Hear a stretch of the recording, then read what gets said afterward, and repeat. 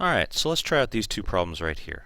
What I've got on this side is just a typical multiplying fractions problem, but we're going to do it side by side with this problem here where we're multiplying rational expressions, and we're doing this so that you can see the similarities side by side as we go. Okay, so here's what I'm going to do. What I would like to do is, before I actually multiply these together, we're going to try to cross-cancel some common factors. So first thing we're going to do is we're going to try to break this down into factors. So for example, a lot of you are noticing this 5 and 25 right here, and you know that those two share a factor of 5. So the 5 I can just leave alone, but then the 25 I can break that up into 5 times 5. And then 4 and 8, if we think about the greatest common factor that those two share, that would be 4. So down here I can leave the 4 alone, but the 8 I can break it up into 4 times 2. And so that way what I can do is I can go back through it and I can cross-cancel any common factors I see. So in this case here, 4 and 4, 5 and 5, and we find out that the answer is 2/5. Now, apply that same logic over here. Before I can cross-cancel anything, it has to be a factor like these. It has to be basically broken down into a multiplication problem. So for example, I couldn't cross out this one and this one because this is +1 and -1. They're not factors. Factors implies we're multiplying with them.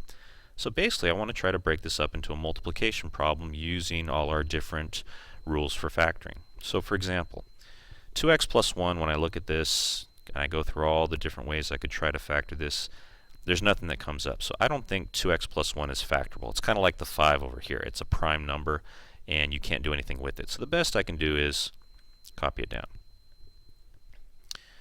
But then down here, this more complicated binomial here, this, I think I can use one of the shortcuts that we learned, which is the difference of squares shortcut. That will break down into 2x and 2x, because 2x times 2x is 4x squared. And then there's no middle term, which means probably what happened here was this -1 came from a +1 and a -1, because here we'd get 2x and -2x. That's why there's no middle term, and 1 times -1 is -1. So now I've broken that up into factors, just like I broke up the 25 over here. Now let's work on the 3 and the 6x. 3, just like the 5 over here, 3 is a prime number, so the best I can do is just recopy it.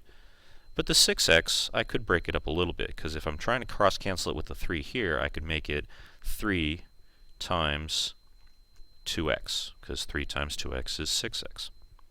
So just like over here, as I try to break things up into a multiplication problem, into factors, to make certain factors match up, I do the same thing over here.